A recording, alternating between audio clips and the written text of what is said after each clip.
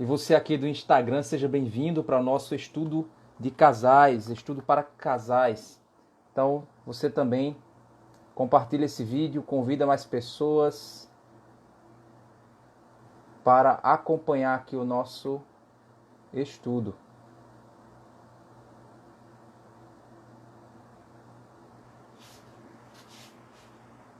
Bem-vindo, Stefânia, Alberto, tá o pessoal chegando já aí, graças a Deus.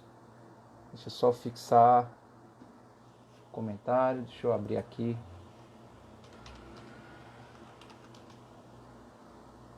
Então, convida aí mais pessoas para participar desse estudo, compartilha. Você que está aqui no Facebook, é muito fácil compartilhar para que a gente possa estar aí usando essas ferramentas, né, das mídias para levarmos a mensagem de Cristo mais longe que podemos. Deixa eu aqui ativar o... Chegando. Os irmãos estão chegando agora. Só colocar aqui no grupo.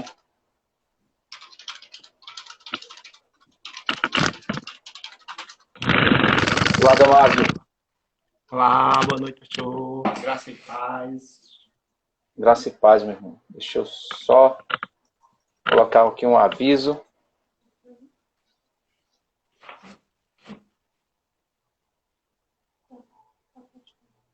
Ok, vamos lá. Então, vamos orar para que Deus esteja nos orientando nesse momento.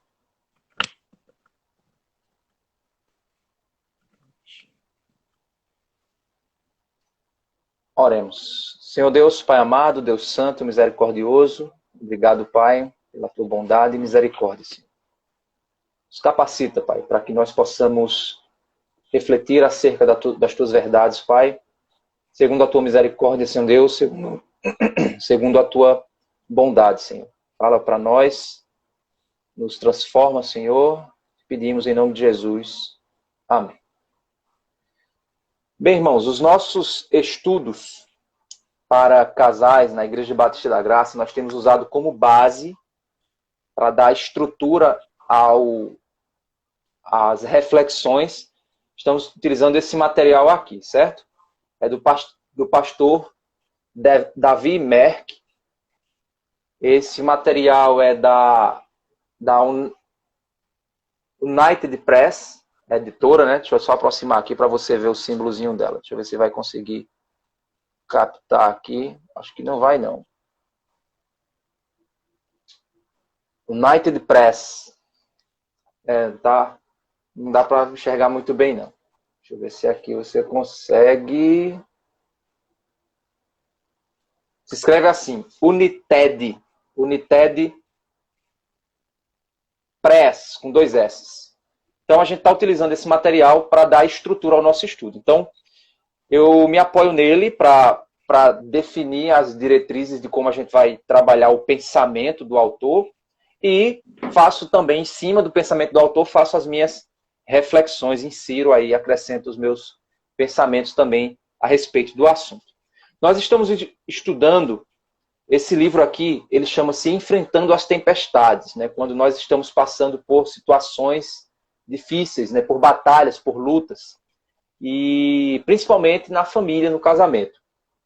O que a gente já viu até o momento foi o seguinte, deixa eu só colocar aqui esse fone embaixo. O que a gente já viu até o momento foi o seguinte, nós compreendemos por que nós enfrentamos as tempestades, nós entendemos que as tempestades elas vêm para nos aperfeiçoar. Deus é a pedagogia de Deus. Por meio das tribulações que nós enfrentamos, nós crescemos, nós amadurecemos, nós avançamos. Né? São tratados algumas coisas em nosso coração. E a gente viu, né, no segundo estudo que o principal problema, muitas vezes, o principal problema nosso é a nossa idolatria, são os ídolos do nosso coração. São coisas que estão nos incapacitando de adorar a Deus totalmente. Então essas coisas, esses ídolos do nosso coração dominam o nosso coração E é aquilo que Tiago diz, né? Por que que existem guerras e pelejas entre vocês?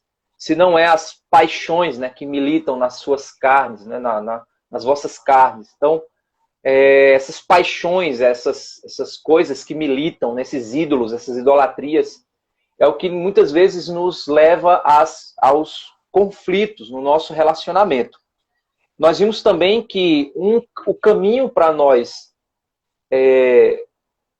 alcançarmos a transformação necessária da nossa idolatria, a transformação necessária dos nossos casamentos, é nós compreendermos o poder que a graça de Deus tem e a cruz de Cristo tem para nos redimir, nos fazer novas criaturas e assim nos fazer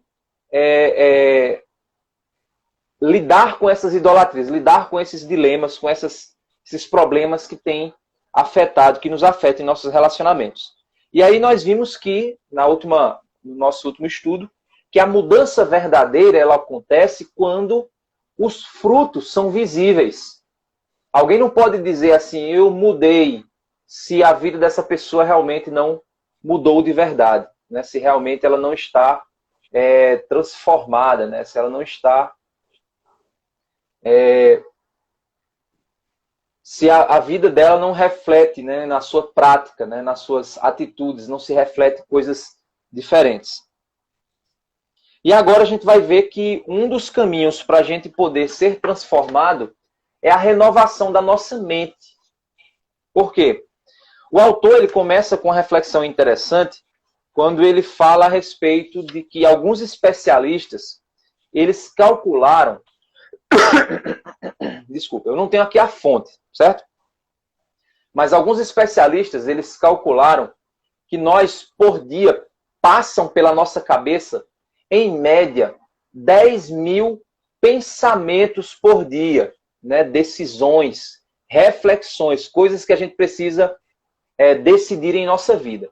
Então, por dia, nós passamos por 10 mil pensamentos, ou seja, são mais ou menos 3 milhões e 500 reflexões por ano e 200 milhões de reflexões em nossa vida. Então, é muito pensamento, é muita coisa na nossa cabeça.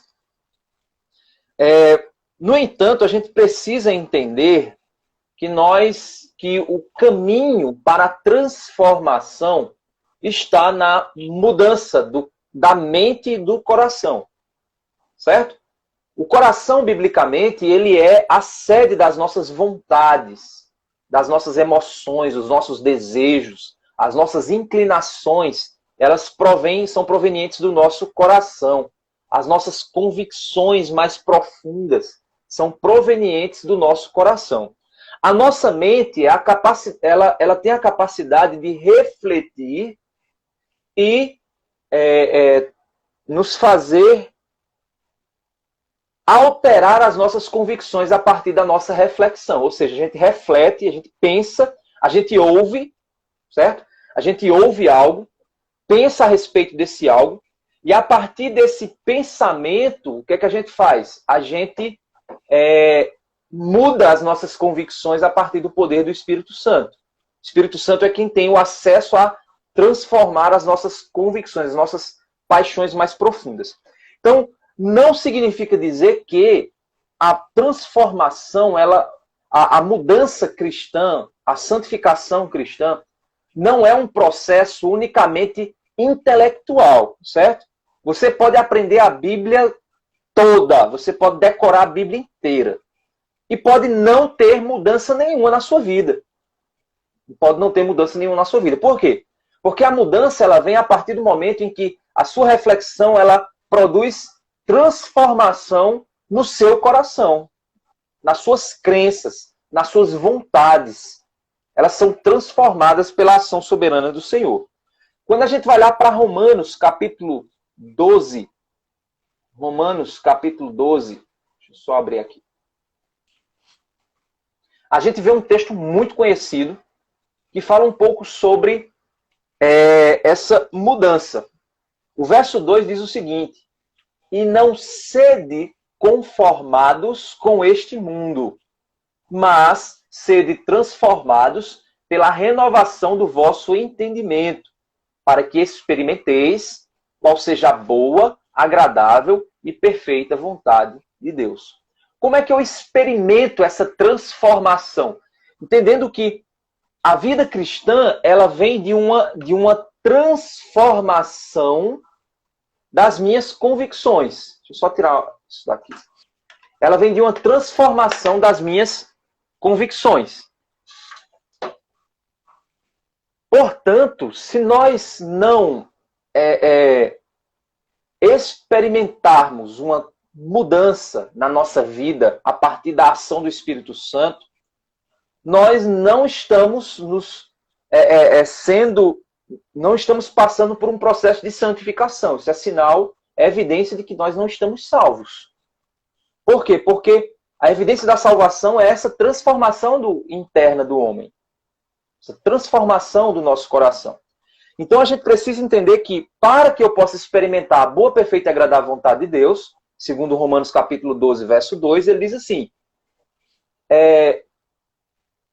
renove o seu entendimento. Quando ele diz renove o seu entendimento para que experimente. E como é que isso acontece?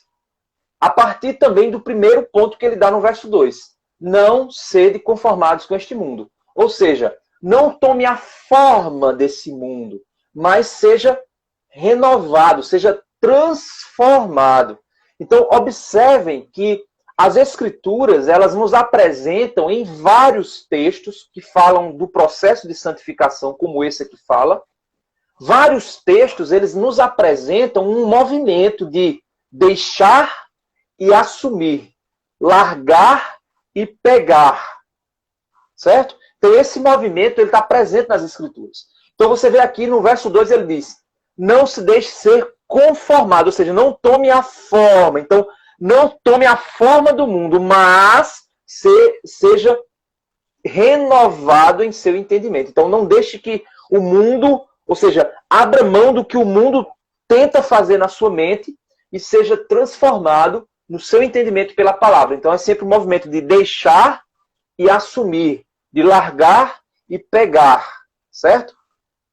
A gente vai ver que esse movimento, ele acontece em muitos outros textos. É necessário, irmãos, por que renovação do entendimento? Porque a palavra de Deus, ela é expressa de modo intelectual, isso é óbvio. Ela é lida, ela é compreendida. A gente reflete na palavra. Então nós precisamos ser renovados a partir da reflexão bíblica. Certo? Por quê? Porque Hebreus, ele diz que a palavra de Deus, ela é viva e eficaz e mais penetrante do que espada de dois gumes. Então, a palavra de Deus, ela tem a capacidade de sondar, de dividir, de nos fazer discernir, de nos fazer refletir a respeito da criação de Deus, da vontade de Deus, dos nossos dilemas no nosso coração, dos nossos pecados. Então, eu não consigo refletir de maneira correta a partir, se não for a partir da palavra de Deus. Você está entendendo? Então, a partir da palavra de Deus, eu consigo me olhar no espelho. É como um espelho que reflete o meu coração do jeito que ele é. Com seus defeitos, com suas limitações, com seu pecado, com suas misérias. Então, a palavra de Deus me revela quem eu sou de verdade.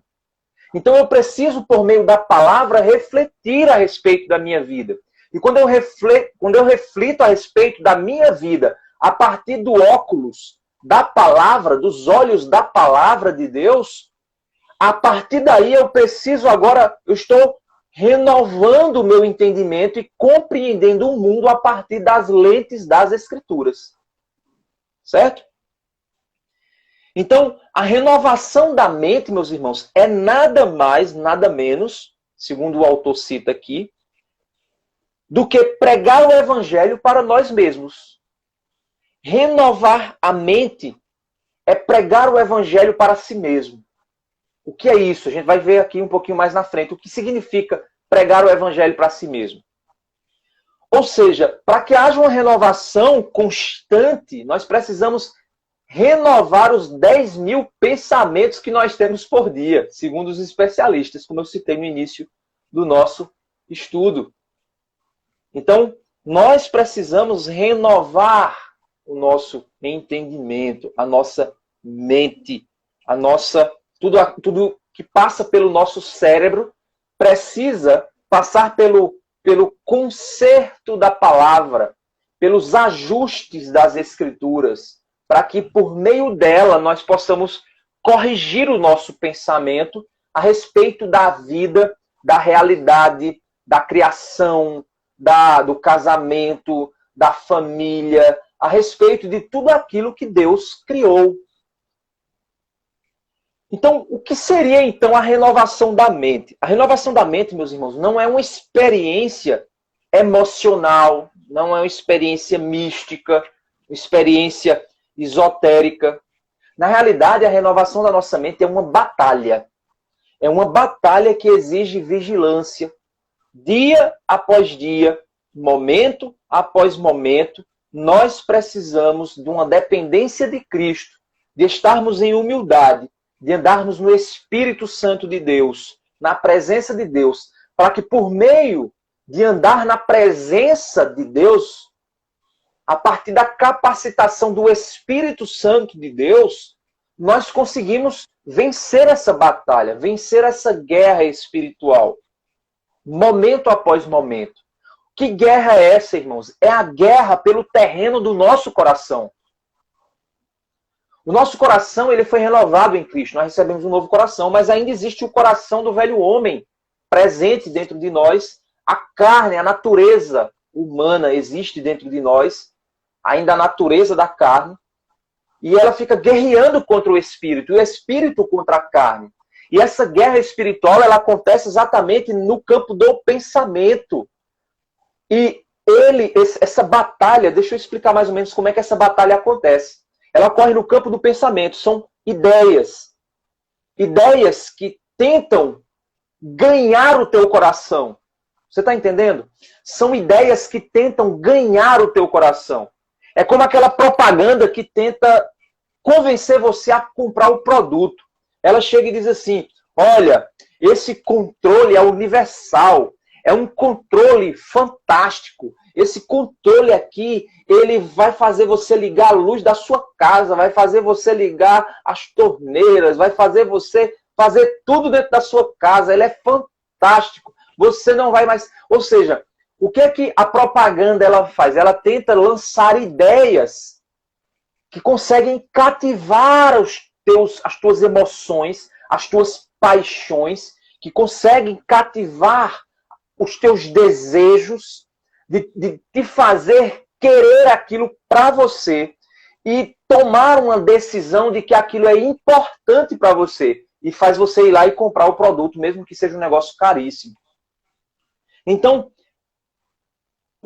as ideias que são lançadas pelo sistema do mundo, são lançadas para nós, elas têm a intenção de nos cativar, de pegar as nossas paixões, de nos fazer apaixonados pelo que o mundo tem a oferecer. E aí ele chega e diz para você que é bom, que é legal, que se você fizer isso, você vai se sentir bem, você vai ser feliz. E do outro lado, nós precisamos, irmãos, ter a palavra de Deus nos dizendo o contrário. Nos dizendo o quê? Olha, esse caminho não é bom. Olha, isso não vai dar certo. Olha, isso é pecado. Não vai por aí. Não está correto. Então, de um lado, você tem o sistema do mundo dizendo para você que é bom, que você pode, que você vai ser feliz, que você vai ter prazer, que você vai se sentir bem. Do outro lado, a palavra diz, não faça isso não vai te ajudar, isso vai destruir tua família, isso vai destruir teu casamento, isso vai destruir tua vida, não vai por aí. Você está entendendo como é que essa batalha acontece? Então o mundo tenta nos conformar ao sistema do mundo e a palavra de Deus tenta nos renovar para o entendimento cristão correto a respeito das coisas de Deus. Então essa batalha que fica sempre tentando nos ela fica tentando o quê? Nos fazer nos apaixonar, ou seja, para ganhar o nosso coração. E se o nosso coração amar a Deus sobre todas as coisas, nós vamos querer agradar a Deus. Então, a nossa tendência vai ser querer o quê? Ir na direção da vontade de Deus. E não na vontade do mundo. Certo? Então a gente precisa entender que essa guerra espiritual que tenta ganhar a nossa atenção, as nossas paixões, nos fazer apaixonados, essa guerra, ela acontece, e que se você não tiver alimentado pela palavra de Deus, você perde a batalha. Você está entendendo isso? Você perde a batalha. Porque, irmãos, quando nós ligamos a TV, as notícias, elas estão nos dando a percepção do mundo sobre as coisas. Quando você assiste aquela série preferida, ela está lhe apresentando a cosmovisão, a visão de mundo secular, sem Deus. Dizendo para você, aquela novela que você assiste, está dizendo para você que aquele adultério que o ator está cometendo, está fazendo ele feliz. E que está dando tudo certo no adultério que ele está cometendo. Aquela novela que você assiste, você homem assiste aquela novela, você está com um problema no seu casamento, aí você vê aquele cara se envolvendo com aquela menininha lá, aquela jovenzinha, e você lá, e aquilo lançando para você o pensamento de que o pecado é bom, o pecado traz felicidade, o pecado traz alegria. Aquele filme que você assiste, aquela ideologia que você gosta, que você lê, essas coisas, elas sempre estão o quê? Nos alimentando. Então você está entendendo que nós passamos aquela conversa que você tem com um colega de trabalho, aquele teu emprego que diz para você que você precisa fazer uma coisinha meio desonesta para conseguir ganhar.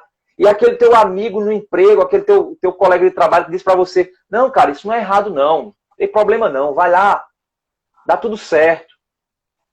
Então o mundo fica dizendo para você o tempo inteiro.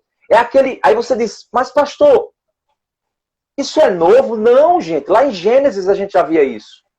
Lá em Gênesis, lá nos capítulos iniciais de Gênesis, o que é que o diabo fez? Deus disse assim, olha, você pode provar de tudo que você quiser aqui na natureza que eu criei. Tudo que eu criei aqui para você fazer uso. Mas tem apenas uma coisa, você não vai comer do fruto daquela árvore. Porque se você comer, você morrerá. Ou seja, Deus disse, olha, primeiro, eu dei tudo para você. Segundo, eu só peço a você uma coisa. Não faça isso. Me obedeça. Terceiro, se você me desobedecer, tem uma consequência. A morte. Ok, Adão? Ok. Quando a serpente veio, o que foi que ela fez? Deus disse, aí duvidou da palavra. Quando, no diálogo, não, ele disse que se você comer, você vai morrer. Não, certamente você não morrerá. Ou seja, o diabo foi lá e disse o seguinte, olha, a consequência que Deus disse, de que seria de destruição, não é bem assim não. Você não vai morrer não. Ou seja, é a mesma coisa que o teu pecado está dizendo para você, olha, se você adulterar, você cair em adultério, não é tão ruim assim como a Bíblia diz, não. Vê na TV como as pessoas são felizes, elas estão vivendo um novo amor. Porque o amor acabou e aí você vai viver uma nova alegria, um novo relacionamento. Você vai se renovar, você vai começar tudo de novo. Olha que coisa boa. O passado ficou para trás. Converse com quem passou por divórcios. Você vai saber que não é assim que funciona. Você não passa uma borracha no passado. E se tiver filhos, pior ainda. Porque você vai prejudicar a vida deles, a sua vida, a vida de todo mundo. Mas o pecado vai dizer para você, não, certamente você não morrerá. Isso é mentira. Depois o que é que o pecado vai dizer? Como a serpente disse. O que foi que ela disse? É porque Deus não quer que você coma, porque Ele não quer que você fique semelhante a Ele. Então uma das coisas que o pecado, que o diabo faz, é fazer você duvidar de que a intenção de Deus é boa, quando Deus te diz não. Quando Deus diz não a você, o diabo diz, não, é porque ele está com medo.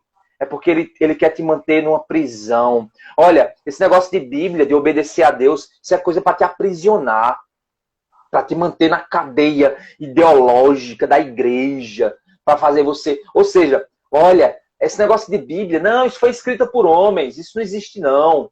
Então é sempre o quê? Para fazer você duvidar da verdade, da motivação de que a verdade é algo bom. Essa batalha. E se você não tiver alimentado pela palavra, meu amigo, se você não tiver alimentado pela palavra, meu amigo, você vai cair.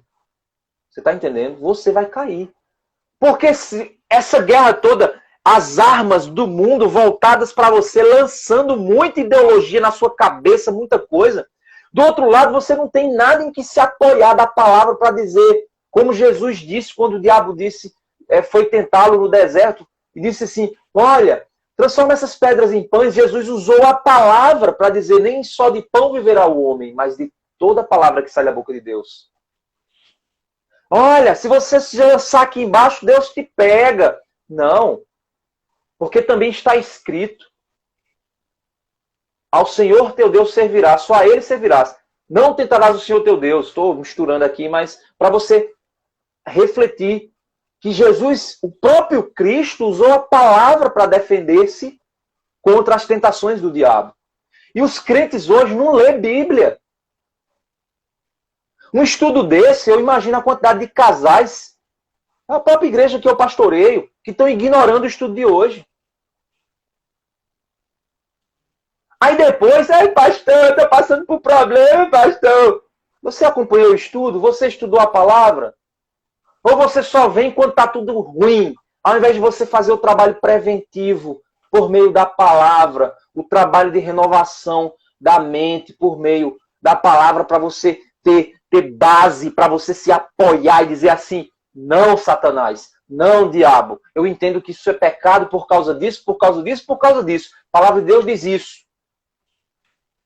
Deixa eu te dizer uma coisa. Se você não peca só porque Deus disse não e você não sabe a razão do não de Deus, meu irmão, você não serve a um Deus. Você serve a uma religião. Você está entendendo? Porque o nosso Deus nos diz por quê não do pecado. Ele nos fala por quê. Não é simplesmente não. Ele diz não por causa disso, disso e disso. Não por causa disso. Se você não sabe as respostas dos nãos de Deus, então, meu irmão, você precisa estudar a palavra.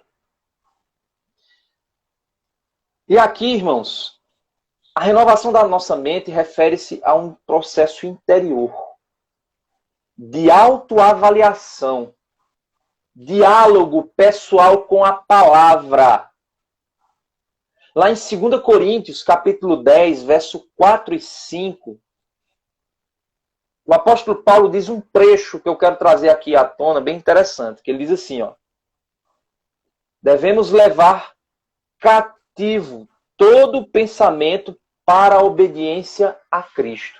Ou seja, a palavra ela tem que nos levar o nosso cérebro como prisioneiros. Prisioneiro de guerra para Jesus. Ele venceu a guerra. Nós somos prisioneiros dele. Agora ele vai nos leva a nossa mente cativa em direção à vontade de Deus. Essa deve ser a nossa busca. Esse deve ser o nosso desejo. O pessoal está dizendo que está travando aqui. Deixa eu só ver. Aqui no Instagram eu acho que está normal, né? Está normal aí, né, Margarida? Tá. Sim, sim, tranquilo.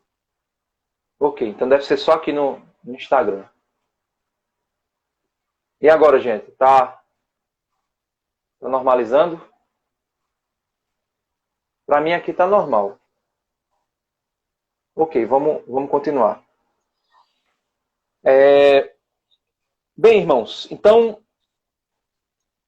esse diálogo consigo mesmo, ele não se dá somente pelos meus próprios pensamentos, mas ele se dá por meio do Espírito Santo de Deus, nos capacitando, nos dando olhos da fé, nos capacitando a enxergar por meio da palavra. É uma obra do Espírito de Deus em nós. Alimentamos da palavra, o Espírito Santo de Deus faz a digestão dessa palavra. Você está entendendo? Você come a palavra, alimenta da palavra, mastiga ela, examina, sente o sabor, sente o gosto, e o Espírito Santo de Deus vai lá e faz a digestão da palavra, transformando em nutrientes para a tua vida espiritual. Gostou aí do exemplo nutricionista aí, da minha esposa? Pronto, então, tá aí. Efésios capítulo 4, meus irmãos, ele nos dá uma visão fantástica disso. Então, abra sua Bíblia em Efésios 4, do verso 17 ao verso 24. Efésios 4, verso 17 ao verso 24. Olha só que interessante.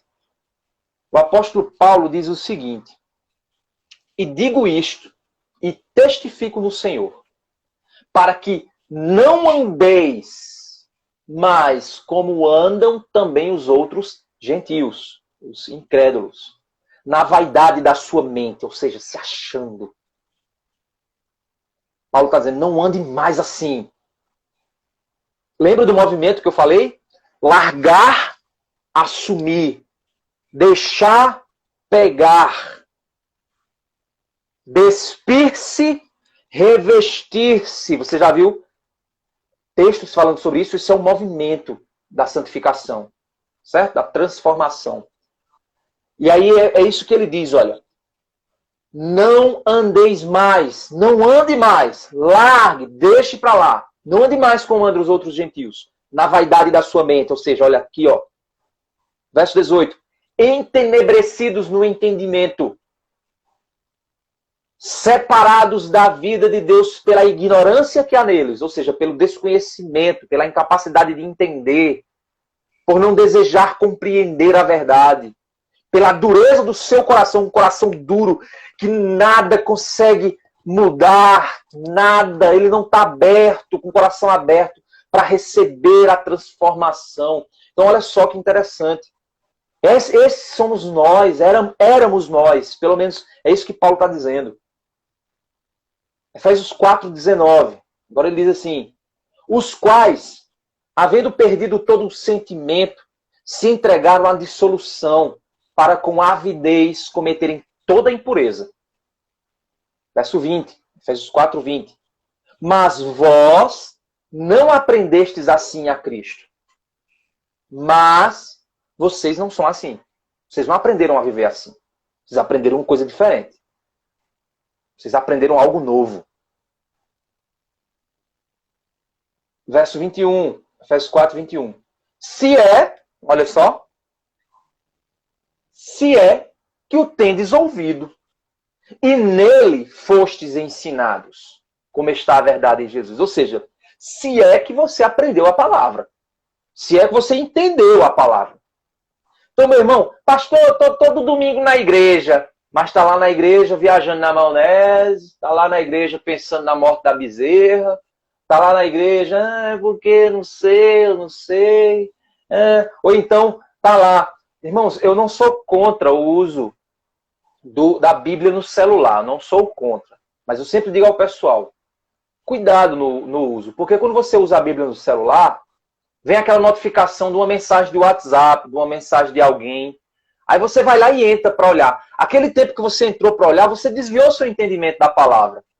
O momento em que você estava comendo, se alimentando, para que seja fortalecido, porque as pessoas acham que é assim. A transformação, ela vem por osmose. Osmose, na biologia, é quando a célula, ela absorve, né? A célula absorve, só está no lugar. Ela tá é como uma esponja, né? Você pegar a esponja e só colocar assim, ela automaticamente ela suga, né? Tem gente que pensa que o fato de você estar na igreja lá, ouvindo o pastor e só olhando para ele lá, blá, blá, blá, blá, blá, blá, blá, blá, blá, e você lá. Não é assim que funciona, meu irmão. Você tem que estar lá sentadinho, ouvindo a palavra e refletindo, pensando. Tem razão isso que ele está dizendo. Interessante. Não concordo com isso. É legal isso. realmente, ó, eita, é verdade, a Bíblia está dizendo isso. Não, a Bíblia não está dizendo isso. Você está ali, ó, matutando, refletindo, pensando, trabalhando com a sua mente ali, ó, funcionando. Isso é aprender, irmãos. Aprender. E é isso que ele está dizendo. Você que tem ouvido, olha só, e nele foste ensinado, como está a verdade em Jesus. Isso é aprendizado. Ouvir, ser ensinado. Efésios 4, 22. Aí agora ele vai dizer o que foi ensinado. Que, quanto ao trato passado, vos despojeis, ou seja, larga, deixa para lá. Vos despojeis do velho homem, que se corrompe pela cobiça do engano. Ou seja, larga o velho homem. Luta para se livrar dele. Que o bicho tenta vir o tempo todo. Ele tenta estar ali. Eu quero aquela vida, eu quero o passado, eu quero desse jeito, eu quero o pecado. Larga esse cara. Luta. Mas como você faz? Só larga e vira uma estátua de gesso? Não. É um movimento. Lembra o movimento que eu falei? Despoje do velho homem que se corrompe pela cobiça do engano. Ou seja, esse homem ele se corrompe pelo engano. Ele fica o tempo todo buscando, se enganando, achando que vai dar certo, achando que é bom, achando que o pecado é... que pecado bom. Eita, ele vai me trazer lucro. Eita, se eu roubar, se eu adulterar, se eu mentir, se eu me prostituir, eu vou ser feliz. Vai ser bom, vai ser bom, vai ser bom. Ele se engana o tempo todo. Então, larga. Efésios 4, 23. E vos renoveis no espírito da vossa mente. Os revistais do novo homem, que segundo Deus é criado em verdadeira justiça e santidade. Ou seja, larga o velho, se revista, toma a roupa do novo, que é criado por Deus. Você é nova criatura em Cristo, então glória a Deus por isso. Você agora precisa o quê? Fazer o processo de pegar, vai tirando uma, tirando outra. Ah, isso aqui eu consigo arrancar. Eu vou largar esse pecado, eu vou largar essa mania, eu vou largar esse costume. Por que eu vou largar?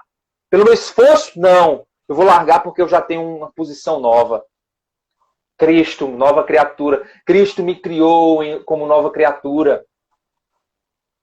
Agora ele vai dar uma lista de coisas que você deve fazer. Então não é só parar de fazer algo. Você precisa parar algo e colocar no lugar outra coisa boa.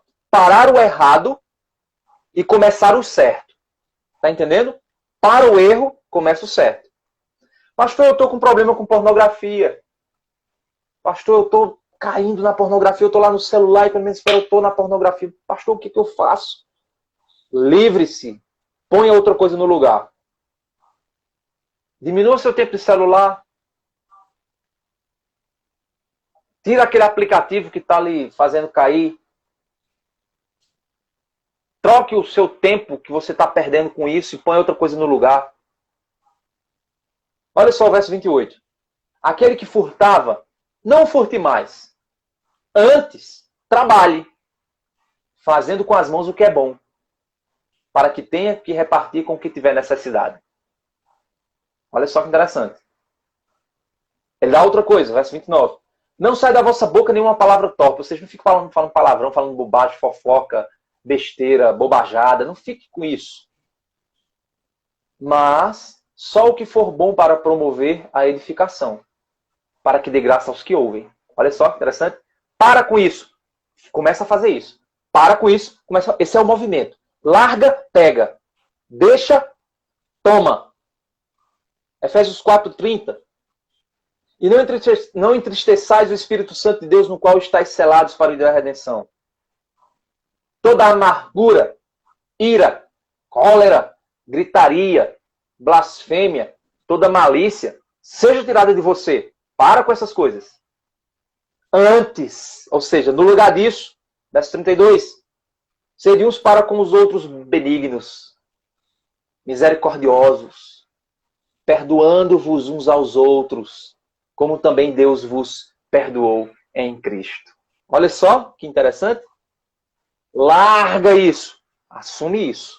Para com isso. Toma isso para você. Deixa o que é errado. Assume o que é correto. Olha só que interessante. Esse movimento, irmãos, depende da minha responsabilidade. Se você está lutando contra o pecado, meu irmão, e você não está largando algo e assumindo algo melhor no lugar, meu irmão, pelo amor de Deus, você está lutando em vão.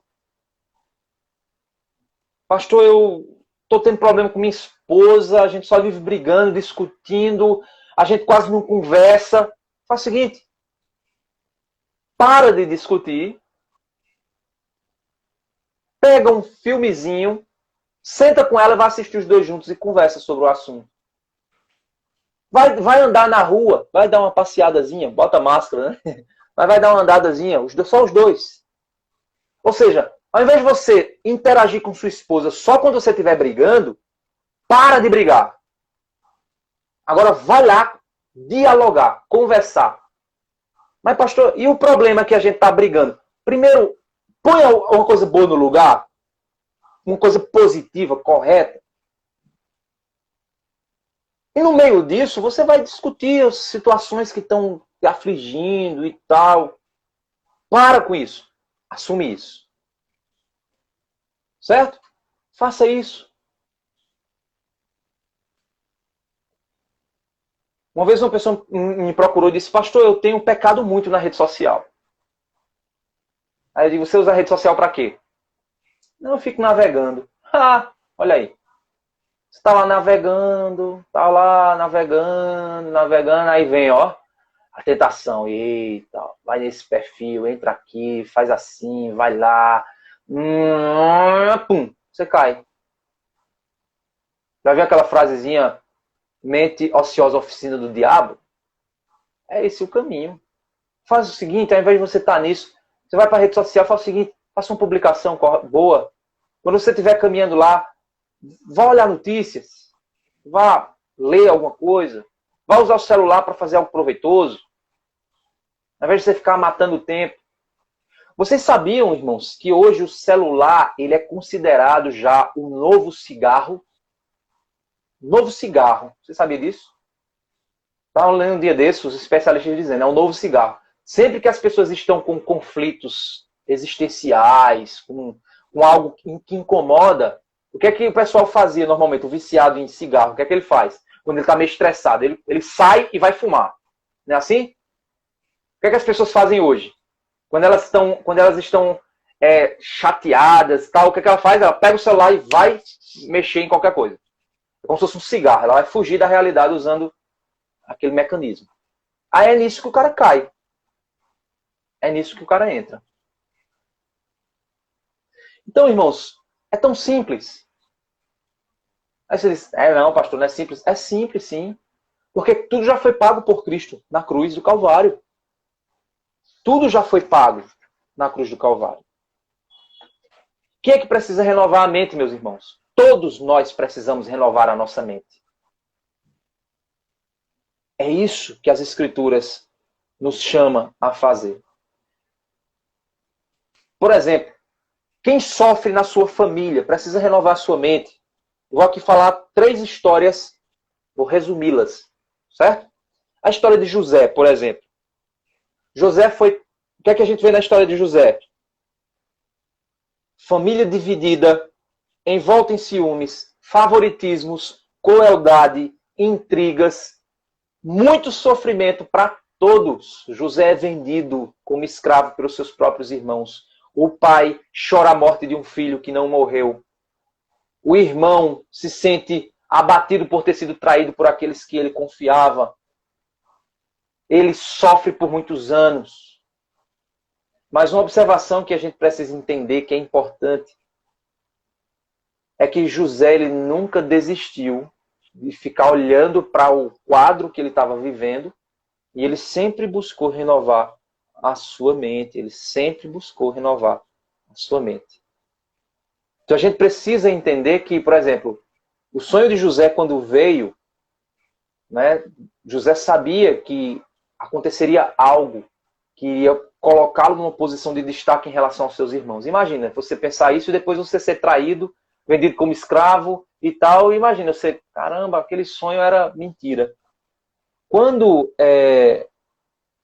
José foi interpretar o sonho de Faraó, lá em Gênesis 41, 32, ele disse o seguinte: o sonho veio ao Faraó 2 vezes, porque isto foi determinado por Deus, e ele em breve o fará. Lá em Gênesis 37, versos 5 a 11, o sonho de José veio 2 vezes para ele também. Então, olha que interessante. José tinha essa interpretação, porque Deus estava confirmando, olha, isso não é um sonho qualquer, é algo que eu quero fazer na sua vida, José. Mesmo em meio às circunstâncias, José nunca tirou da sua mente isso. A gente vê lá no final da vida de José que José lhe diz, olha, o mal que vocês intentaram contra mim, Deus transformou em bem. José tinha a sua mente. Isso sustentou José em meio às lutas. Você precisa entender que Deus, ele realiza a obra dele. Nós precisamos perseverar na obra. Então, se você está sofrendo na sua família por várias situações difíceis, confie no Senhor. Confie no Senhor. Confie na vontade de Deus. Confie que quanto mais você agir para a glória do Senhor, mais você vai mais Deus estará cuidando de sua vida e Ele fará aquilo que apraz a Ele, que é bom. Ele diz, eu não tenho pensamentos de mal para vocês, eu tenho pensamentos de bem. Todas as coisas cooperam para o bem daqueles que amam a Deus. A palavra de Deus nos diz isso. E os que passam por dúvidas? Os que passam por dúvidas. João Batista, por exemplo, estava preso. O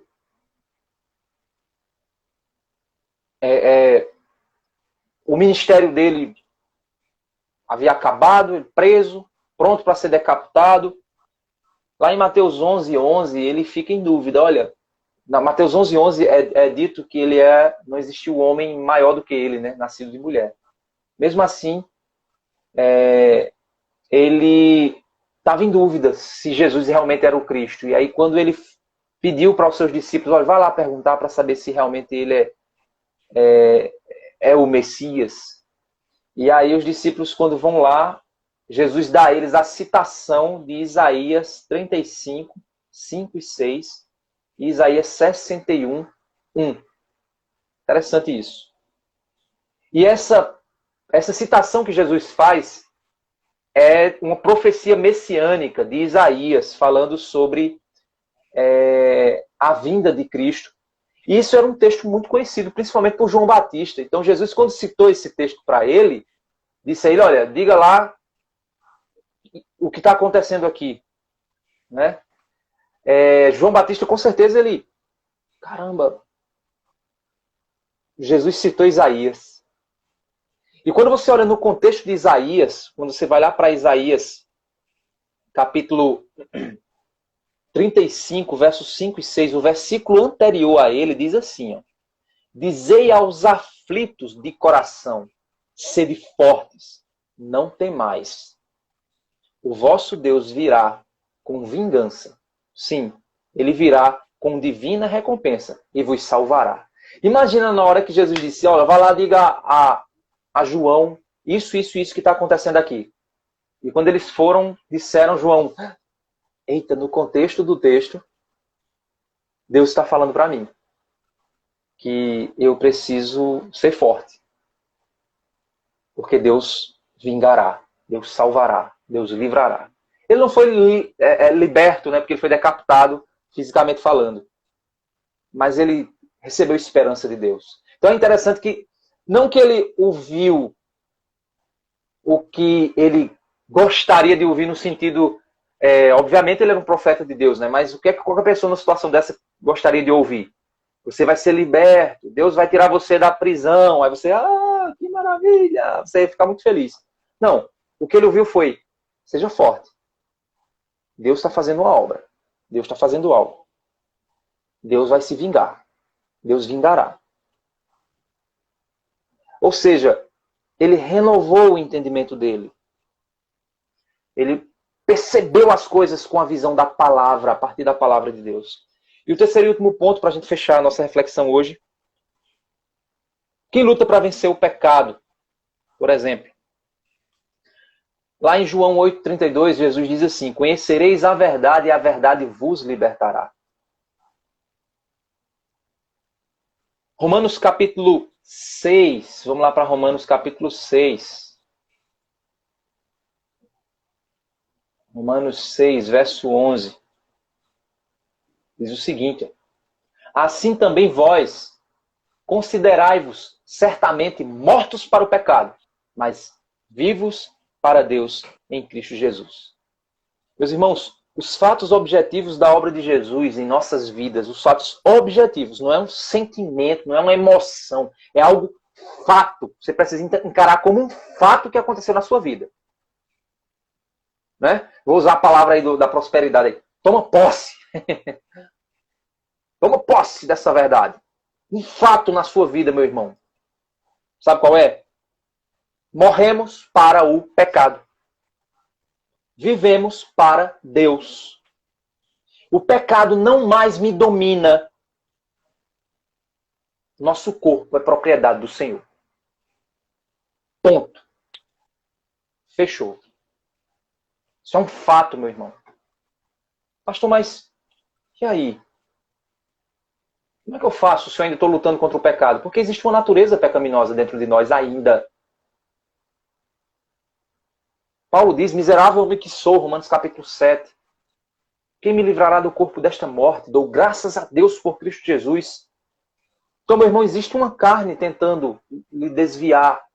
Carne milita contra o espírito contra a carne, para que você não faça o que é do vosso querer. Mas nós precisamos entender que essa carne não tem mais o poder que tinha. Porque nós éramos escravos, cegos, incapacitados. A nossa mente achava que a gente estava certo, que estava correto. Hoje não, hoje a gente sabe que está errado. A gente entende que está errado. A gente não ama mais o pecado, a gente não quer o pecado. A gente pode até sentir desejo pelo pecado por causa da nossa natureza carnal, pecaminosa.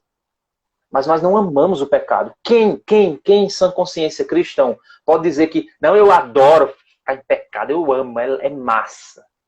Não. Você cai, tropeça e fica mal. Caramba, não era para eu ter feito isso. Meu Deus, por quê?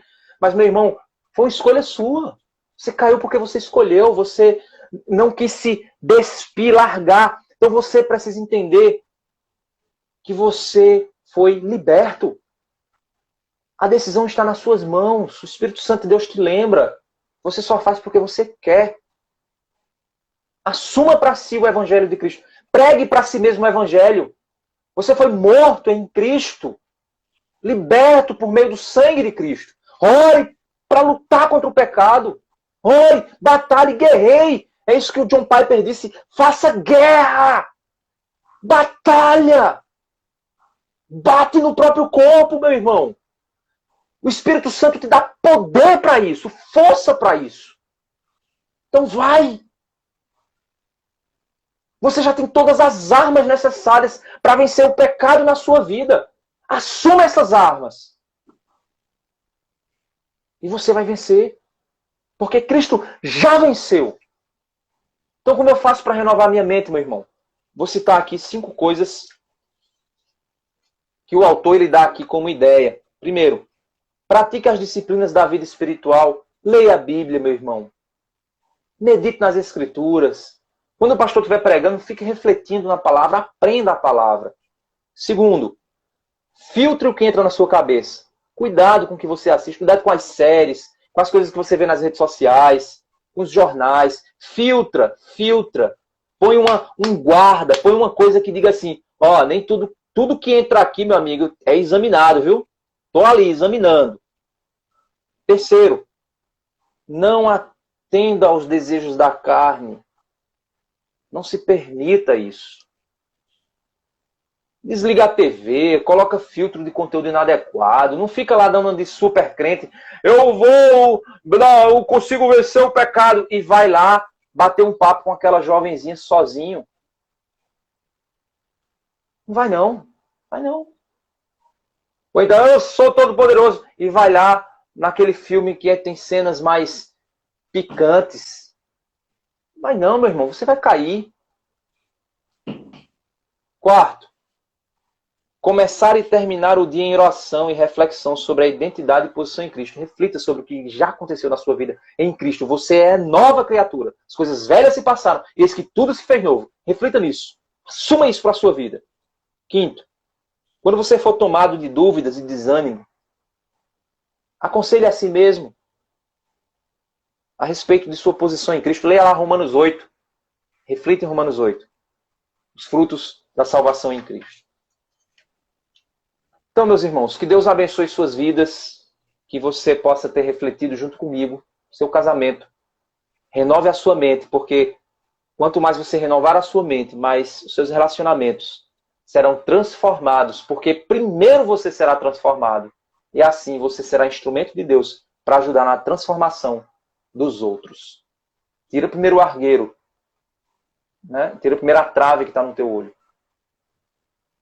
Então que Deus abençoe. Vou fechar aqui, porque senão o horário do Instagram dá 1 hora, ele fecha aqui e já era. Então Deus abençoe, vamos orar.